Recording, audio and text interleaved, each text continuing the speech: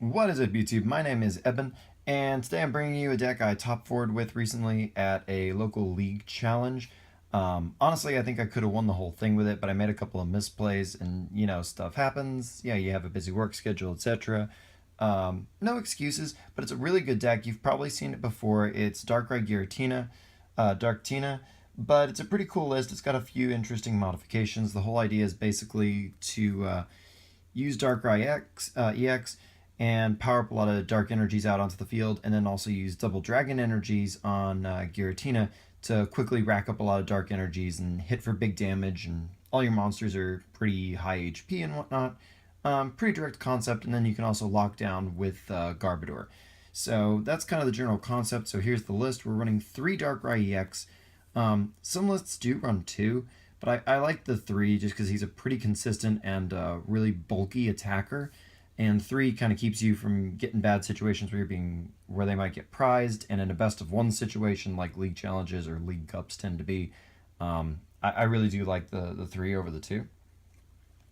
We're running 2 Giratina EX because his main job is to sit on the bench and hold double dragon energies, but obviously his attack can definitely be very powerful against certain opponents.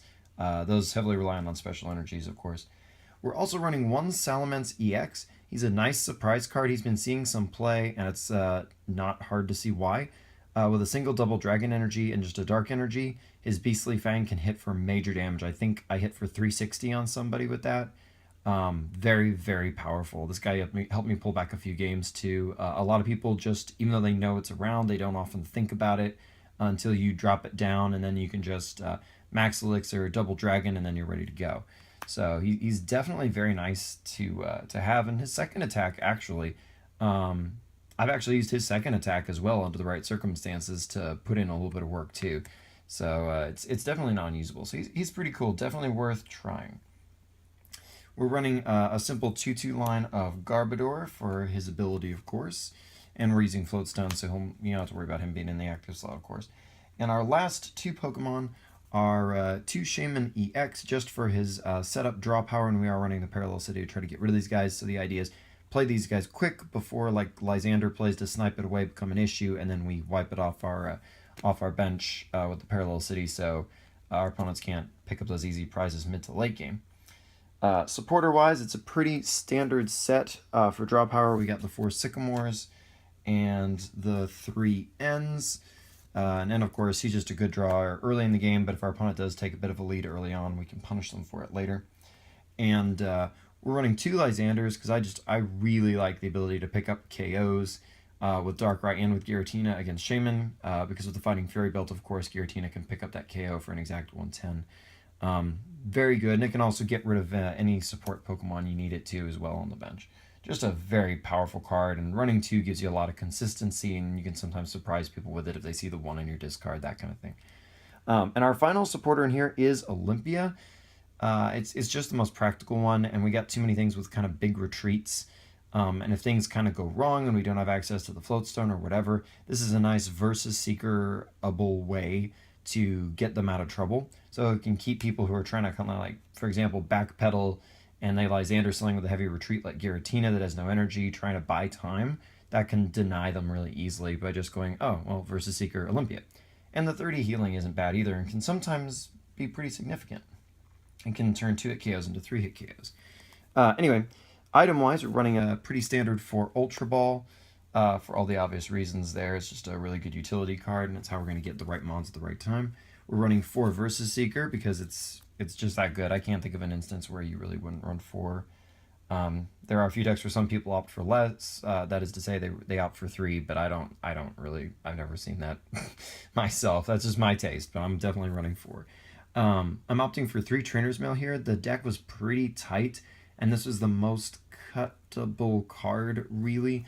And 3 turned out to be just fine, because we got quite a bit of draw power too, so I didn't sweat it over that, because I definitely wanted to fit the full-on 4 max elixirs, because this card is just so crucial to Darkrai's success and getting your attacks powered up quickly enough to be meaningful. So we're definitely just running the full complement there. Not going to question that, just gonna make it happen. That's kind of how the deck is built, and it makes sense. We got 3 Fighting Fury belts. This is great for Darkrai. as it makes him 220 HP, very hard to take down, and the extra 10 doesn't hurt either. Just really good bulk, which is kind of the point. And we're running 3 float stones. This is partly to make sure we can set up our Garbodor with relative ease. You know, we can get that float stone for him if we need him set up in the matchup we're in. But also, it's a nice utilitarian item for, like, once again, Giratina. That heavy retreat can be a problem. And sometimes even Darkrai's that are sitting on your bench, you may need to get them out of dodge. And this kind of gives us a little bit more in the way of options than just Olympia. And any Pokemon with a free retreat can be a nice pivot, so that's always good. The Parallel City we mentioned before, we're just running 2 because basically we only want to play it once. We just want to slap it down on the 3 side to get rid of our Shamans once we've loaded up our bench, which should be happening in those first couple of turns ideally. But we can also use this to punish decks that are that rely on Skyfield, for example, like Mega Rayquaza or Despair Ray Mega Gardevoir. This card can definitely hurt them when played with the right timing and everything. And we are teching the 1 Enhanced Hammer. It's just so very good in matchups against other special energy heavy decks. And oftentimes the 1 Hammer setting them a turn behind can be the difference between winning and losing, especially depending on who went first and things like that. So it's definitely worth running the 1. And against decks like Volcanion, where they don't have any special energies, the 1 copy's not really going to get in your way. It's not going to mess up your draws too much or anything because it's just 1 card. Our final item is Super Rod, and that's just to recycle things. In case we have to burn a lot of energies early on, like to say a Sycamore, we can put those dark energies back in the deck where they belong.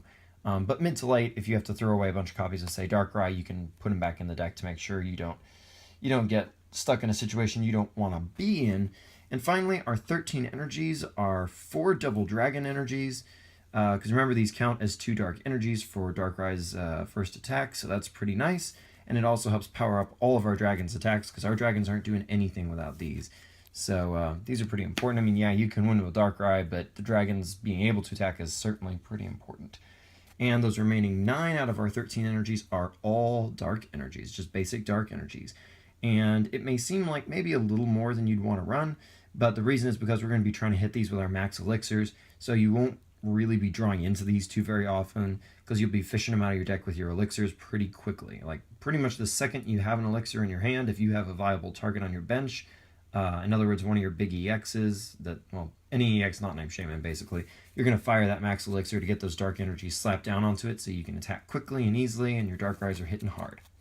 So that's pretty much the list. It's a really good deck. I strongly recommend you try it out. It should do well in most environments. Even the matchups that aren't necessarily so ideal for you, you still have a pretty decent chance against them. You don't just like auto lose up like 95% of the time against any given deck. You have decent odds against everything, if not good. So it's good. It's fun. Why not? And until next time, it does help out a lot. Comment, why not? Let me know what you're thinking. Subscribe, and I will see you next time.